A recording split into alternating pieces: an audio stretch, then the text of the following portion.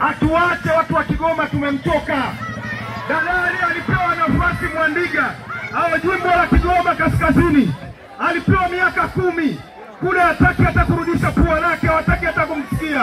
Sisi mwe. Mwandiga alipewa miaka 10 kakimbia kule.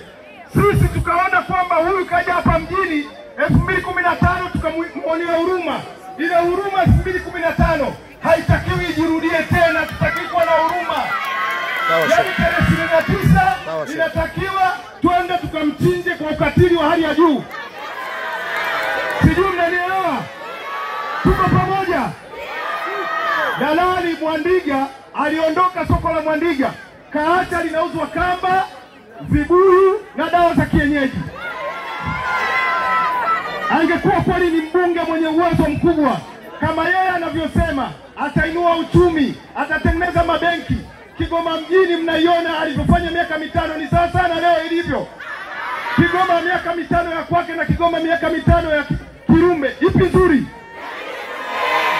Kirumbe alikuwa ni chama gani?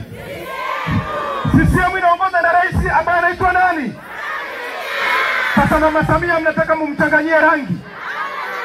Mnataka mumchanganyie Mama Samia rangi. Mama Samia kawaletea Baba Levo, anataka afanye kazi na mwanae Baba Levo. Sasa tunaenda lele swagani wetu. Tunaenda kulia, tunaenda kushoto. Tunaenda kulia tunasema hatumtaki. Sijasikia hatumtaki. Kama kawaida yetu tunavyomalizaga.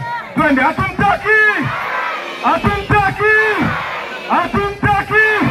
Tunamtaka nani? Tunamtaka nani? Asanteni sana, Mungu awabariki sana.